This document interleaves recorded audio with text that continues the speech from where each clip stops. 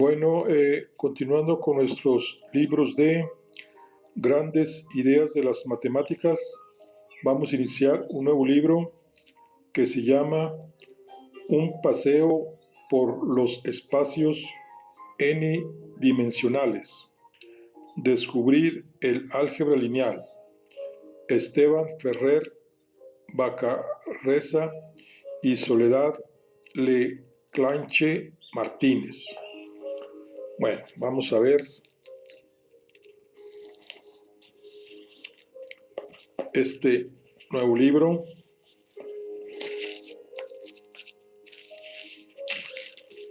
Vamos a abrirlo.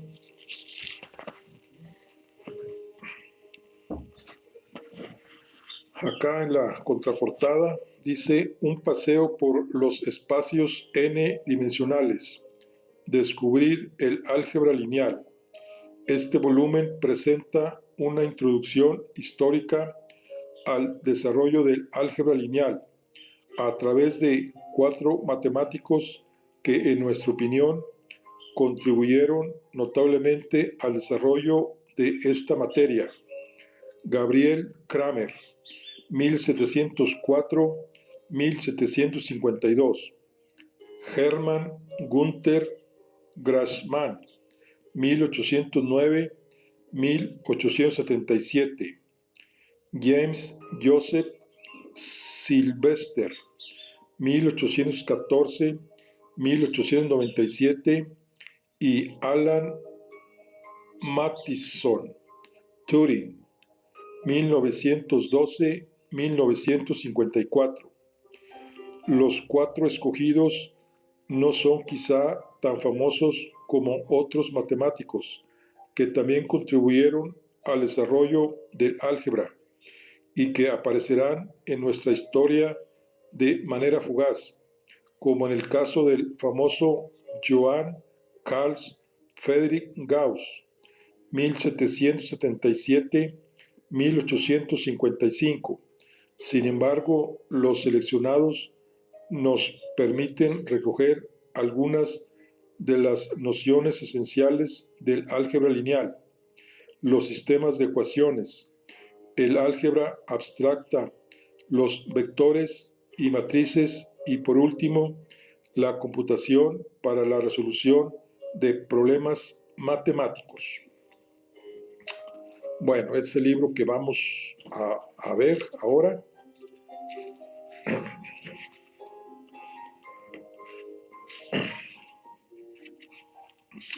Vamos a ver su índice. El índice viene como introducción, desarrollo histórico y motivación. El padre del álgebra, sistema de ecuaciones. El primero no fue Cramer. Abstracción y rigor matemático. Espacios vectoriales. La culpa no solo fue de Grassmann. Vectores y matrices. Llamemos a las cosas por su nombre. Llamemos a eso matriz. ¿Para qué sirve todo esto si no puedo calcularlo? Ordenadores y algoritmos. Esto es el capítulo 0. El capítulo 1 dice sistema de ecuaciones. ¿Para qué sirven los sistemas de ecuaciones? Todo depende del punto de vista. Matrices y algunos conceptos fundamentales. Encontremos la solución. Cálculo del determinante. Matriz inversa. Y si el sistema no tiene solución, yo paso. Mejor que lo haga el ordenador. Un ejemplo para Jacobi. El capítulo 2, espacios vectoriales.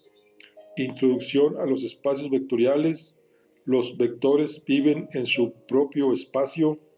Cómo representar un vector. Defínelo como tú quieras. Todo esto funciona para espacios enormes. El cambio de base se puede escribir en forma matricial. Se puede operar con grupos de vectores. Un ejemplo final, rotación y cambio de base. Capítulo 3. Aplicaciones lineales y matrices. Introducción a las aplicaciones lineales. Desarrollo histórico. Acción de una matriz sobre un vector. Características de las aplicaciones lineales, de la teoría a la práctica. ¿Qué representa la matriz de una aplicación lineal? Sigamos volando. Núcleo y dependencia lineal de las columnas. Propiedades de las aplicaciones lineales. Inyectiva más sobreyectiva igual a biyectiva. Ejemplos, por favor. Ejemplo 1, ejemplo 2, ejemplo 3. Cambio de bases y aplicaciones lineales. Revistemos los sistemas de ecuaciones del capítulo 1. Pongamos números. Y en la vida real, capítulo 4. Espacios euclidios, proyección ortogonal y mínimos cuadrados. ¿Qué es ortogonal? El producto escalar y su desarrollo histórico. El producto escalar devuelve un único número. Y si escribimos el producto escalar en otra base, longitudes, distancias y ángulos, no es ortogonal todo lo que reluce. Propiedades de la norma. Norma sin producto escalar. Proyección ortogonal. Mínima distancia. Revistemos los sistemas de ecuaciones del capítulo 3. Resolvamos un problema sin solución. Una buena aproximación, mínimos cuadrados y regresiones lineales. Proyección en el arte. Y capítulo 5, autovalores y autovectores de una matriz, rodeados por autovalores. Cálculo de autovalores. El autovalor en el cuadrado. Polinomio característico de A. Multiplicidad geométrica. Autovalores en acción. Reduciendo dimensiones con SVD. Aproximamos a la Mona Lisa. ¿Qué complejo es girar? Fourier y el análisis armónico. Y por último, bibliografía recomendada. Bueno, este libro consta exactamente de 144 páginas.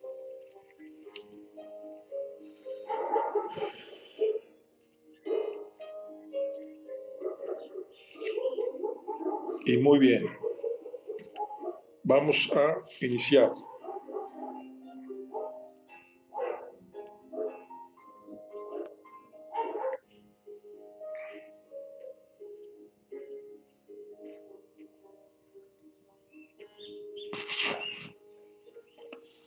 Bueno, iniciamos con el capítulo 0. Recordemos que 0 también es un número, que se llama Introducción, Desarrollo Histórico y Motivación. El álgebra es muy generosa. Siempre nos dice más de lo que le preguntamos. Esto lo dijo D. Allenberts, 1717-1783. En la era de la globalización y de Internet, nos cuesta entender cómo se desarrollaron los conceptos científicos y matemáticos en sus inicios. Estos desarrollos solían hacer en varios lugares del planeta a la vez, sin que hubiera necesariamente conexión entre los pueblos que los desarrollaban. Por lo general, la necesidad y el comercio eran los motores de los desarrollos matemáticos, y no como hoy en día la fama, el dinero o el afán por publicar. Es sorprendente encontrar textos muy antiguos en China, como 9 capítulos del arte de las matemáticas, siglo III a.C., en los que se presentan conceptos que se redescubrirán bastante después en Europa. En Europa y en Oriente Próximo, la cultura matemática y científica encuentra sus orígenes en los textos griegos, escritos por grandes intelectuales como Aristóteles, 384 a.C., 322 a.C., o Arquímedes, 287 a.C., 212 a.C. Durante los siglos VI y VII, los cristianos tradujeron muchas obras griegas al siríaco. Desde el siglo III, nueva lengua culta de Asia Occidental que reemplazó al griego. En su centro cultural, Hundishpur, también conocido como Gundeshapur, y situado en Irán. Tras la conquista musulmana, Hundishapur pasó a ser el primer centro científico y médico del Islam. Ahí los intelectuales procedentes de pueblos judíos, cristianos, persas y griegos, entre otros, se dedicaban a traducir textos científicos del siríaco al árabe. En el año 762, Damasco, actualmente en Siria, y Bagdad, ahora en Irak, se convirtieron en centros culturales. En particular, Bagdad era conocido por el estudio de dos disciplinas: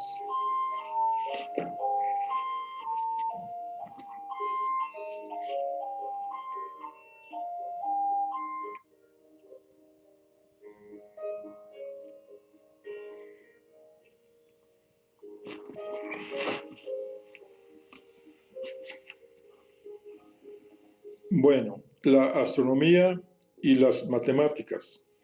Sin embargo, los antecedentes del desarrollo bagdadí de las matemáticas tuvieron lugar en torno al año 800 y son aún interminados, porque se reconoce la enorme influencia india. En la India, los matemáticos ya usaban el cero y habían desarrollado la notación posicional, que dota a cada número de un valor dependiendo de su posición relativa en un sistema de numeración. En Bagdad se estableció la Casa de la Sabiduría, una institución de traducción e investigación de distintas ciencias, entre ellas las humanidades, la medicina, la alquimia, la zoología, la cartografía, la astronomía y las matemáticas. Ahí se tradujeron textos persas, indios y griegos, como las obras de Euclides, Arquímedes, Diocles, Diofato, Pitágoras, Platón, Aristóteles, Galeno, Plotino e Hipócrates, entre otros clásicos de la ciencia griega. Las traducciones no las hacían expertos en lenguas, sino científicos que cuidaban el rigor matemático y ampliaban los documentos, incluyendo ejemplos y comentarios detallados que contribuían a la comprensión y el desarrollo de las obras y los conceptos matemáticos. Bagdad se consideraba la ciudad más rica del mundo y el mayor centro de desarrollo cultural, pues acumulaba una inigualable colección de conocimiento. Podemos dividir el desarrollo de las matemáticas en el ámbito islámico en tres etapas. En la primera se asimiló tanto la cultura griega como la oriental, y se usaba la lógica para decidir teoremas o conclusiones a partir de definiciones y axiomas, proposición asumida en un cuerpo teórico.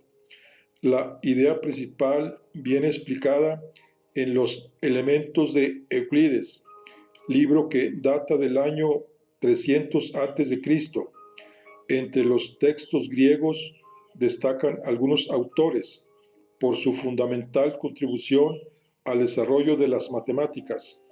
Tales, 624-546 a.C., Pitágoras, 582-507 a.C., cuyos teoremas fueron cruciales para el desarrollo de la geometría. Arquímedes,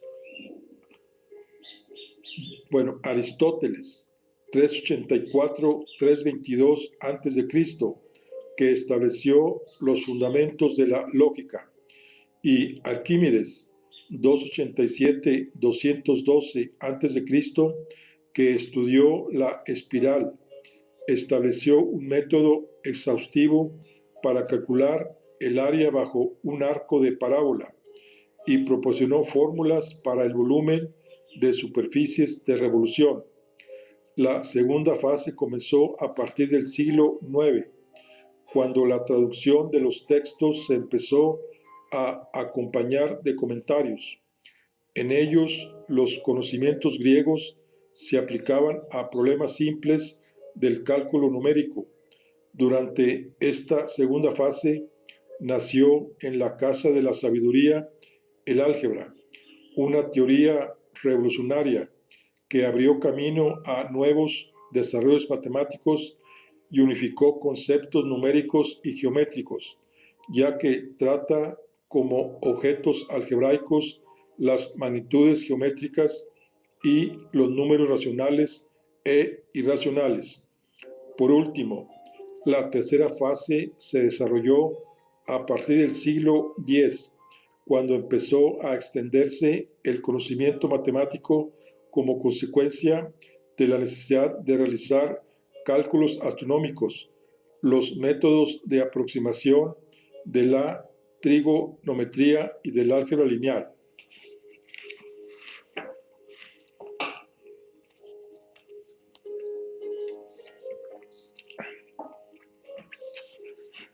El padre del álgebra. Se cree que al-Juarizmi, 780-850, nació cerca de Bagdad y era uno de los sabios que asistían a la Casa de la Sabiduría. Ahí, junto con otros colegas, se dedicaba a la traducción de textos científicos griegos mientras estudiaba astronomía, geometría y matemáticas, basadas en los símbolos del sistema numérico hindú y la notación posicional. Al-Juarizmi escribió 2 tratados.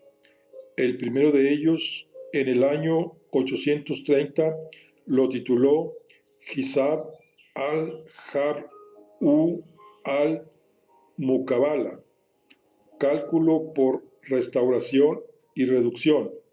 Sin embargo, cuando en el siglo XII se tradujo el libro al latín, lo llamaron Ludus Algebrae et Almograbalaeke, título que con el tiempo quedó reducido a álgebra.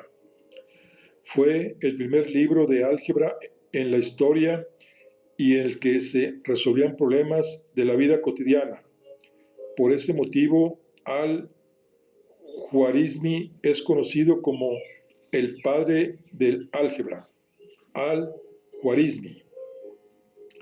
El trabajo algebraico que presenta se basó en los resultados del matemático indio Brahma Gupta, 598-668, y refleja influencias babilonias y griegas. En el libro, Al-Juarizmi mostró y explicó los números naturales, 1, 2, 3, etc., y trabajando con ellos, señaló 6 tipos de ecuaciones para cuya resolución ofrecía algún procedimiento. Incluso en algún caso dio fundamentos lógicos, como por ejemplo los cuadrados iguales a radicales o a números, y también para las raíces iguales o números. Dichas ecuaciones son 1bx igual a ax cuadrada, 2 bx igual a c, 3 ax cuadrada igual a c, 4 ax cuadrada más bx igual a c, 5 bx más c igual a ax cuadrada y 6 ax cuadrada más c igual a bx. En ellas a, b y c son números enteros positivos, números naturales. Seguramente ninguna de estas ecuaciones impresiona al lector, pues se aprende a resolverlas en el colegio. Sin embargo, tenemos que ponernos en el contexto de la época, siglo IX, en el que los fundamentos matemáticos se regían por los avances de la antigua Grecia, que principalmente introducían conceptos trigonométricos y del cálculo numérico, o por las bases establecidas por los matemáticos de la India. Al-Khwarizmi propuso resolver dichas ecuaciones por un método de reducción utilizando las operaciones de compleción y balanceo, eliminar términos negativos y reducir a términos positivos de la misma potencia cuando están ambos lados de la ecuación. Es destacable la gran dificultad que entonces suponía, por ejemplo, no solo proponer que la ecuación 4 se resuelva completando cuadrados, sino el mero hecho de entender la ecuación, que en principio es un tanto abstracta. Al-Khwarizmi buscó un fundamento teórico en la geometría basado en la álgebra, es decir, construía figuras geométricas específicas y buscaba la evidencia de la teoría algebraica.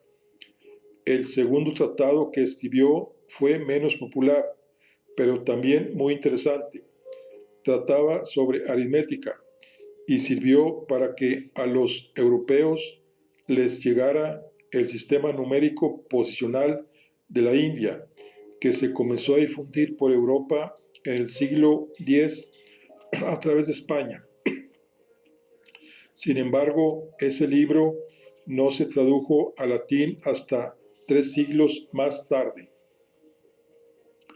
Anterior al sistema numérico posicional, cabe destacar la numeración griega, que utilizaba como números las letras del alfabeto, y la numeración romana, utilizada en aquel momento en Europa, una versión mejorada del sistema griego que introducía nuevos números como 5, 50 y 500, mediante otras letras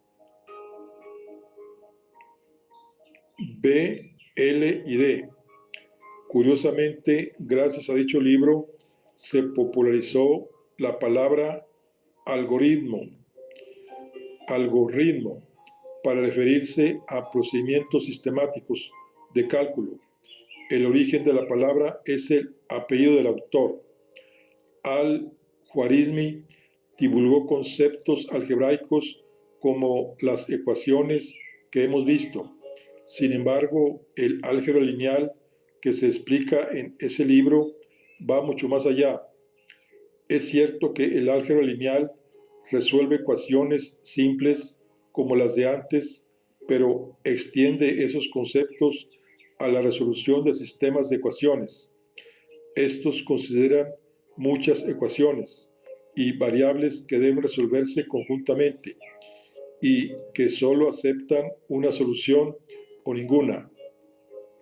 La resolución de los sistemas de ecuaciones que trataremos en el capítulo 1 y reconsideraremos en capítulos posteriores ha permitido diseñar coches y aviones o entender la mecánica de las partículas subatómicas y del universo.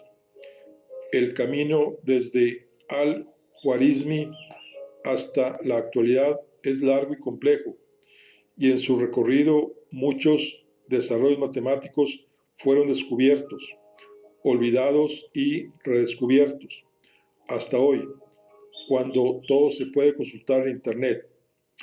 Una vez establecido quién fue el padre del álgebra, en esta primera parte del libro presentaremos una introducción histórica breve sobre el desarrollo del álgebra lineal a través de 4 matemáticos que, en nuestra opinión, contribuyeron notablemente al desarrollo de esta materia.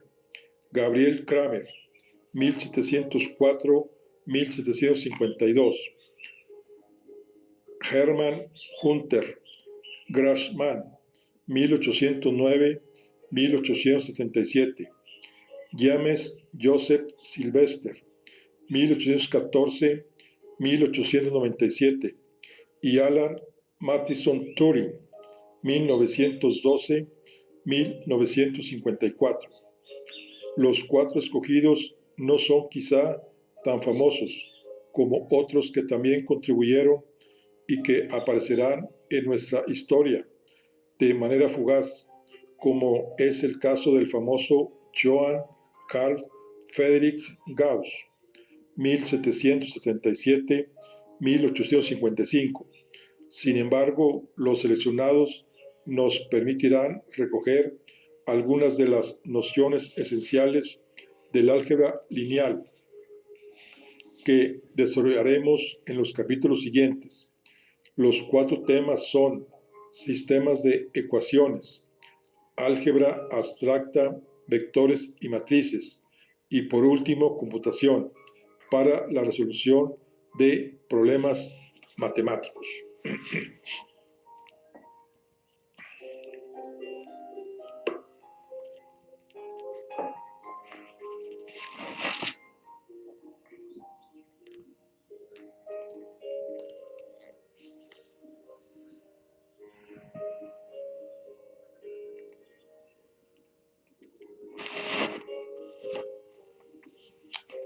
Bueno, sistemas de ecuaciones.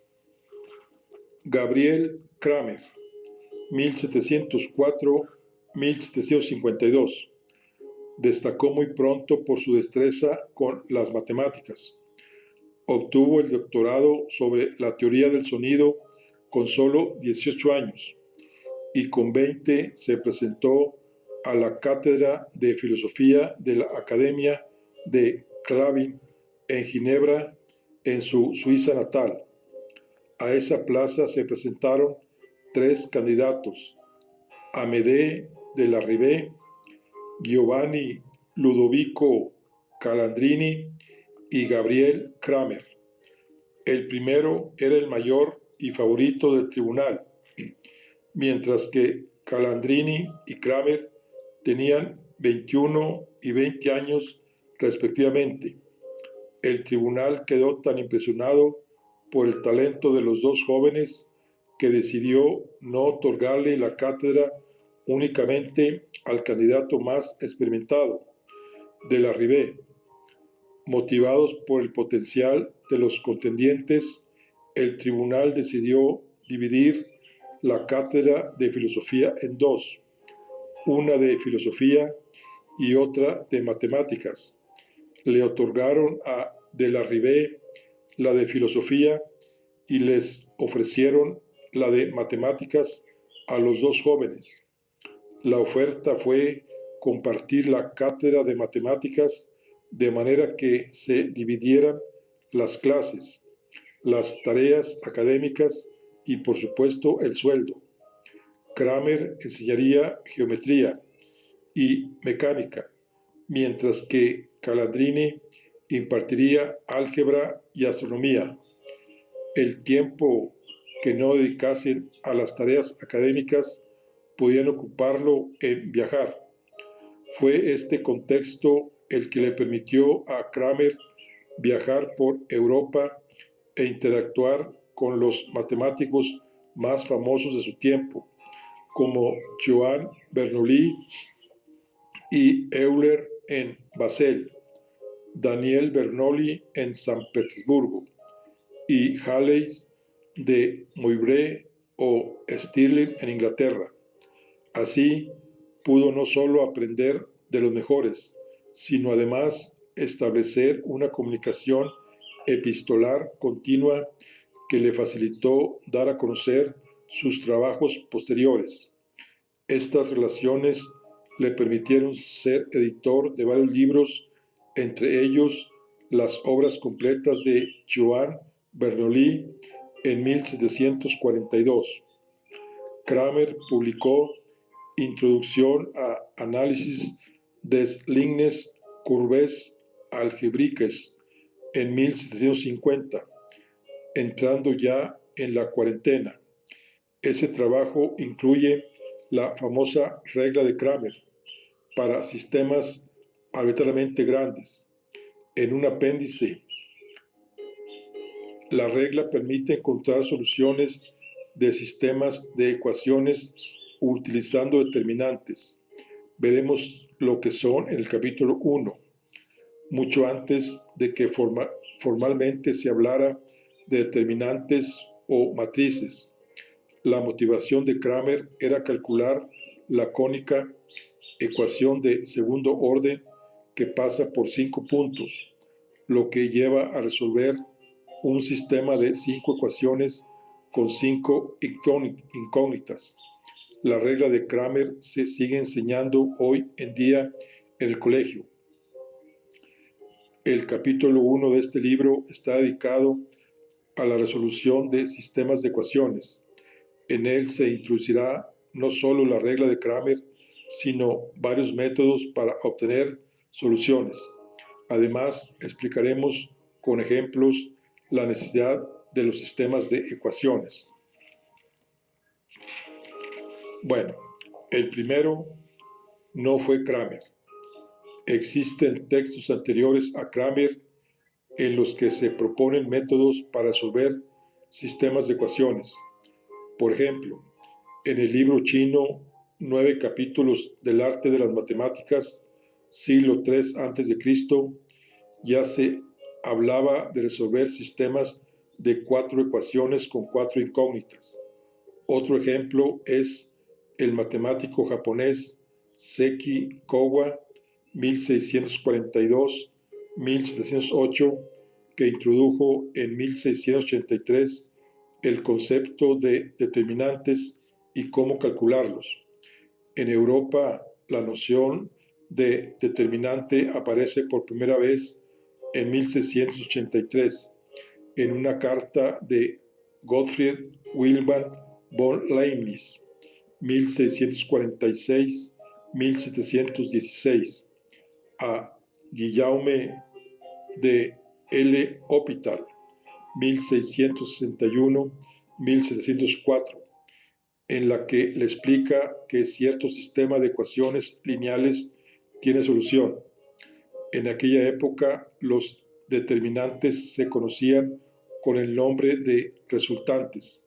Sin embargo, fue Kramer quien popularizó en Europa la regla que permite la solución de sistemas, y el honor final recayó sobre Colin Maclaurin, 1698-1746, quien demostró la regla de Kramer en 1748.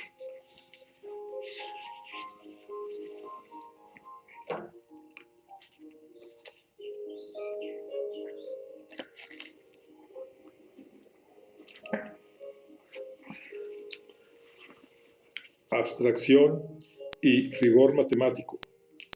Parece que el destino de Grassmann es ser redescubierto de tanto en cuando, y cada vez como si hubiera sido olvidado desde su muerte en 1879.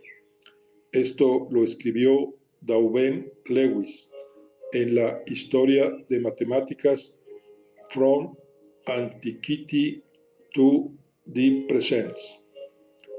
Hermann Gauther Grassmann, 1809-1877, al terminar el colegio, con buenas notas, empezó a estudiar teología en Berlín en 1827.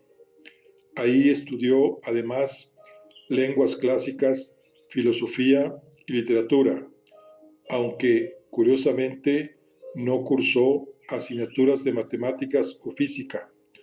Tras terminar los estudios, Grassmann se interesó por las matemáticas, probablemente influido por su padre, que fue profesor de matemáticas y física en el instituto. Grassmann consiguió una plaza de profesor en el instituto de su ciudad natal y ahí enseñó matemáticas, física, alemán, latín y religión. Además, compaginaba las clases con la investigación en matemáticas. A Grassmann le debemos la generalización de conceptos y la posibilidad de manipulación de espacios vectoriales y subespacios. Véase capítulo 2. Esto se debe al grado de abstracción que introdujo en las matemáticas. Por ejemplo, pensó en símbolos para representar entidades geométricas con las que podía operar. Al definir entidades y operaciones asociadas a esas entidades, pudo librarse de las complicaciones derivadas de utilizar entes tridimensionales. Desafortunadamente, los matemáticos de su época no supieron apreciar el potencial de las técnicas expuestas por Grassmann, que no gozó del mérito que merecía. Uno de sus contemporáneos, Mobius, 1790-1868, se negó a escribir el prólogo de su libro y dijo que sus ideas abstractas deberían ir acompañadas de ideas intuitivas para ayudar al lector a entenderlas. El trabajo de Grassmann fue redescubierto y valorado a finales del siglo XIX y principios del siglo XX e inspiró a un séquito de estudiosos como Cartan, Hankel, Peano y Klein. En el capítulo 2 de este volumen introduciremos algunas nociones de espacios vectoriales y subespacios parecidos a las que introdujo Grassmann. En ese capítulo intentaremos poner de manifiesto la necesidad de la abstracción, sin por ello perder la perspectiva de la utilidad o el punto de vista práctico de los conceptos incluidos.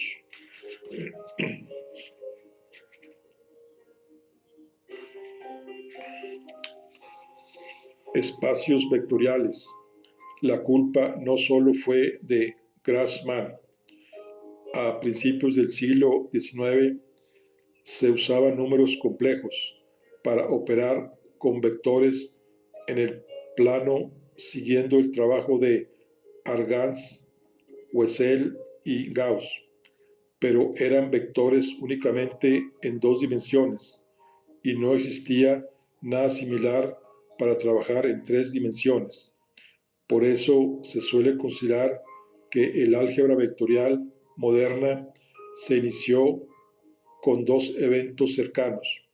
Primero, en 1843, Hamilton, 1788-1856, formuló los cuaterniones, números hipercomplejos del tipo W más XY flecha arriba más YJ vector arriba o flecha arriba más CZK flecha arriba, con productos no conmutativos. Las denominaciones de parte escalar W y parte vectorial XY flechita de vector más YJ flecha de vector arriba más ZK flecha de vector arriba se deben a Hamilton. Justo después, en 1844, Grassmann introdujo la idea de espacio vectorial, pero no tuvo mucha aceptación en su tiempo. Hubo que esperar a 1888 para que Peano, 1858-1932, diera la primera definición axiomática de espacio vectorial real, aclarando con ella el trabajo de Grassmann, incomprendido en su tiempo.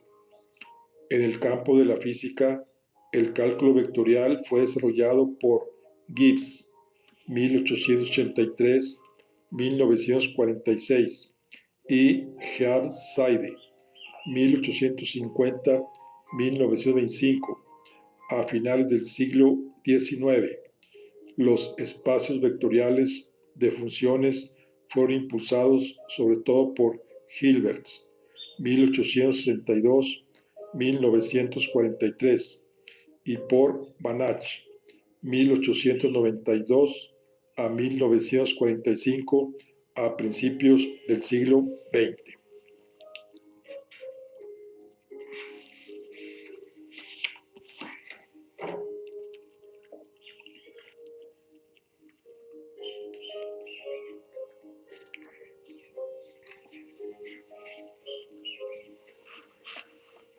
Vectores y matrices.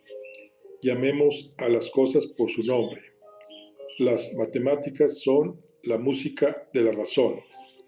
James Joseph Sylvester, 1814-1897. James Joseph Sylvester, 1814-1897, nació en Inglaterra, en una familia judía practicante, lo que le acarrearía ciertos problemas durante su vida. Después de terminar el colegio en Londres, aprobó los exámenes de ingreso en la Universidad de Cambridge en 1831. En 1837 terminó los estudios, pero no se graduó, ya que la ceremonia de graduación requería jurar los 39 artículos de la Iglesia de Inglaterra, y Sylvester no quiso hacerlo por respeto a su religión. Desde 1838 ocupó durante 3 años la cátedra de Filosofía Natural, hoy en día de Física, en la Universidad de Londres, una de las pocas que aceptaban judíos. Durante esa época publicó trabajos de investigación en dinámica de fluidos y ecuaciones algebraicas que le dieron prestigio internacional. En 1841, el Trinity College de Dublín le otorgó su esperada graduación, ya que ahí no se exigía jurar aquellos principios religiosos que no estaba dispuesto a aceptar. El interés de Sylvester estaba en las matemáticas, lo que le llevó a presentarse a una plaza de profesor en la Universidad de Virginia, Charlottesville, Estados Unidos, con solo 27 años. Ahí no duró mucho, ya que después de 2 años tuvo que abandonar Virginia por haber tenido un altercado con un estudiante. Al parecer, se acusó a Sylvester de pegar al estudiante con un palo. En su defensa, cabe decir que hay informes que explican que los estudiantes eran particularmente abusivos con los profesores, aunque esto no justifique su comportamiento. Después de varios intentos fallidos de conseguir otra plaza en Estados Unidos, Sylvester retornó a Inglaterra.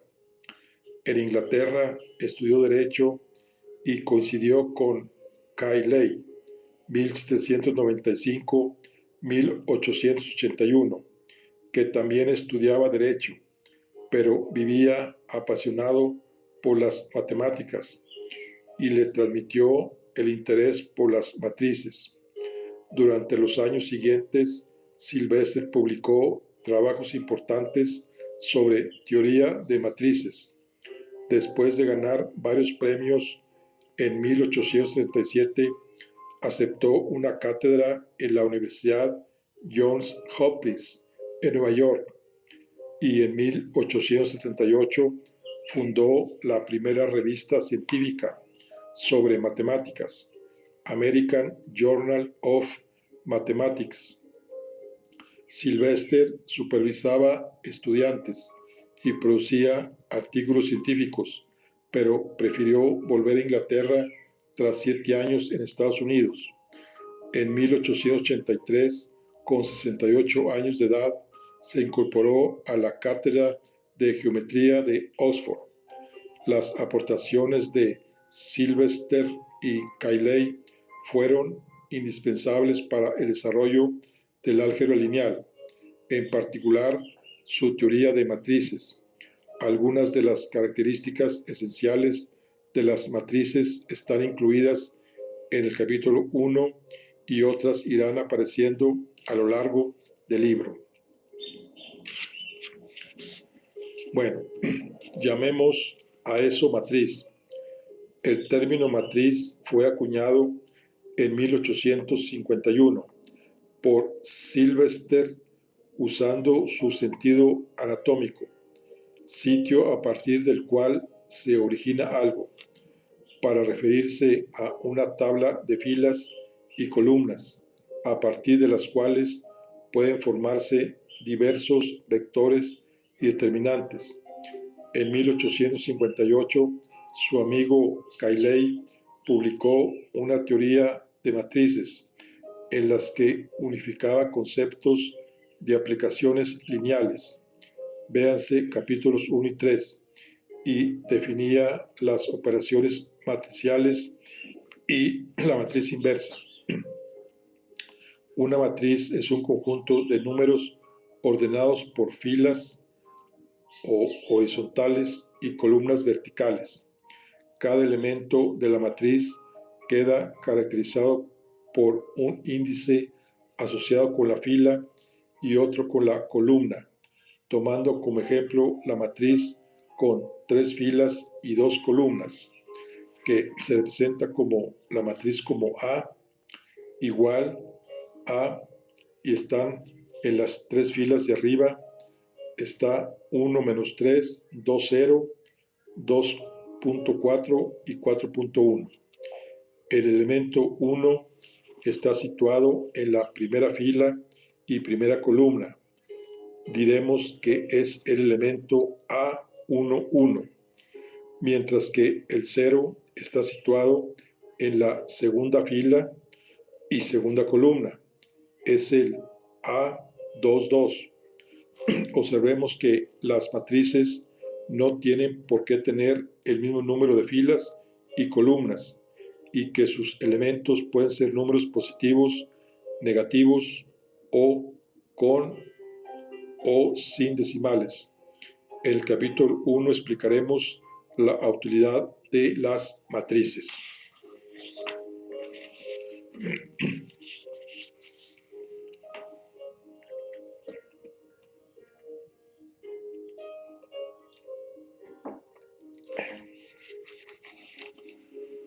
¿Para qué sirve todo esto si no puedo calcularlo?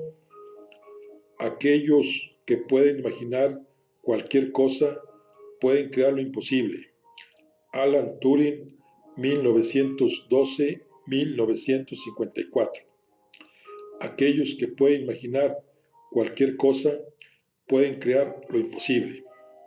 Alan Mattison Turing, 1912-1954.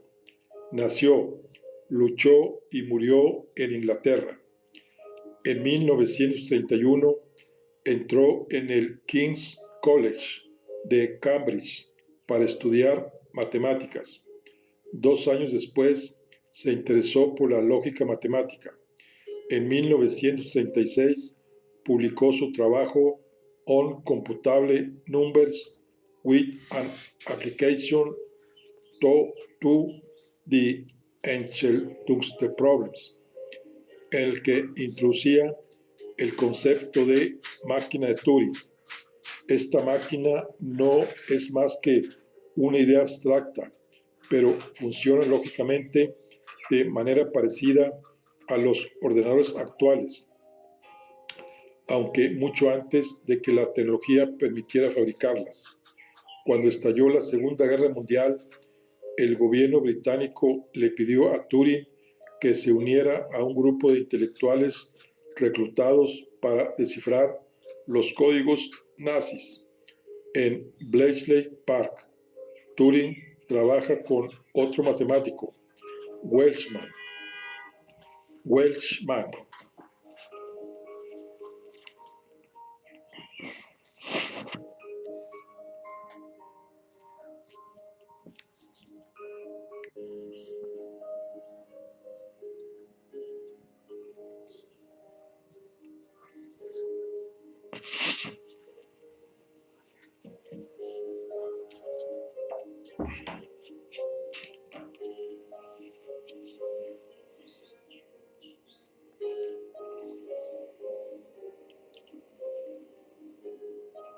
Para construir la bomba, un ordenador rudimentario y basado en trabajos previos de Welshman.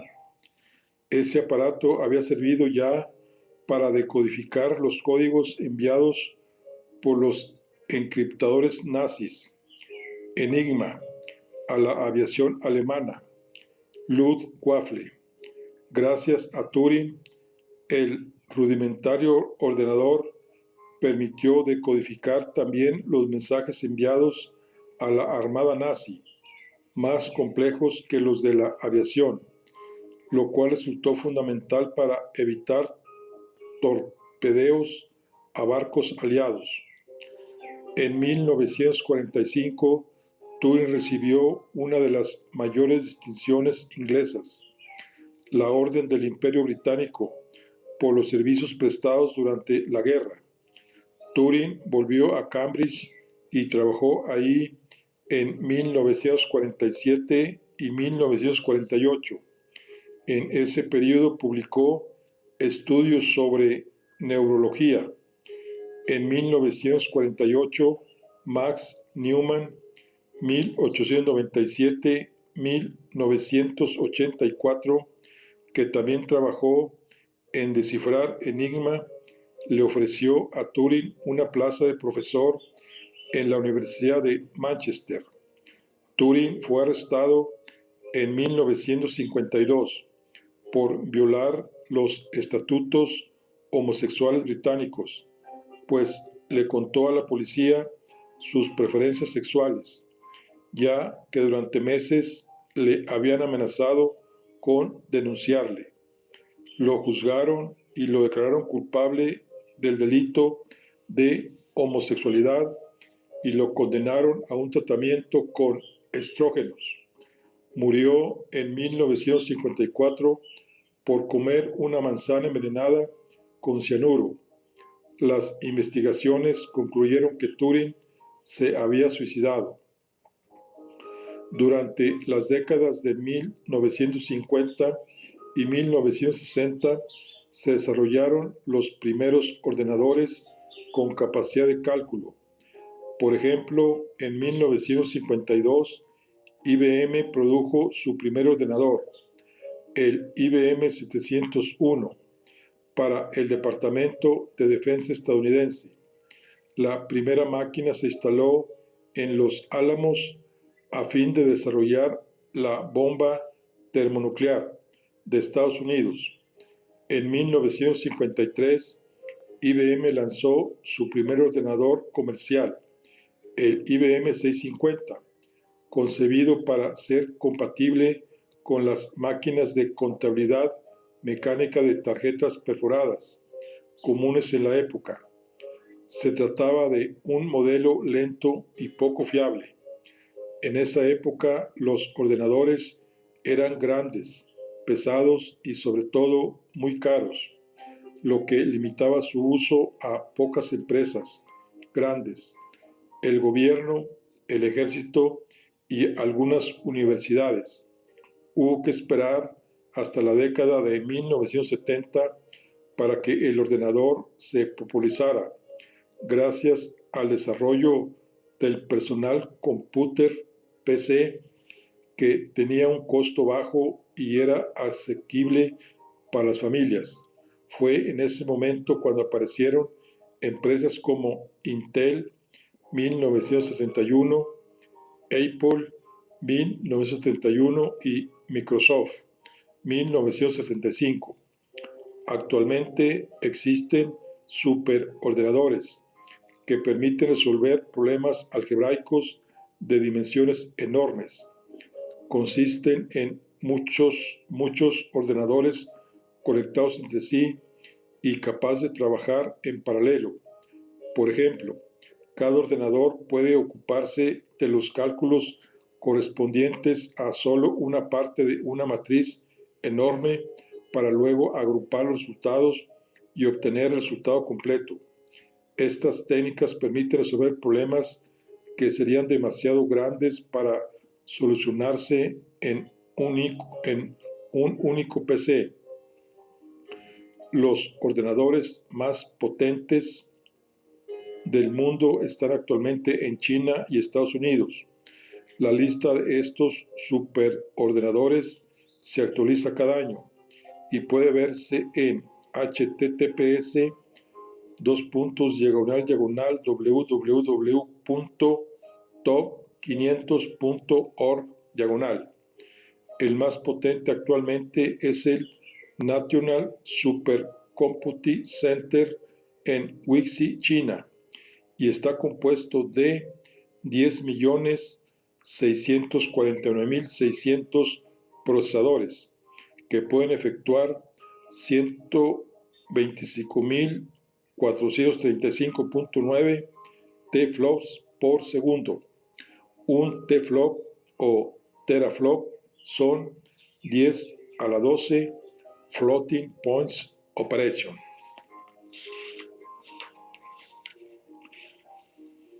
Desde los días pioneros de Turing hasta hoy, ha habido muchos cambios.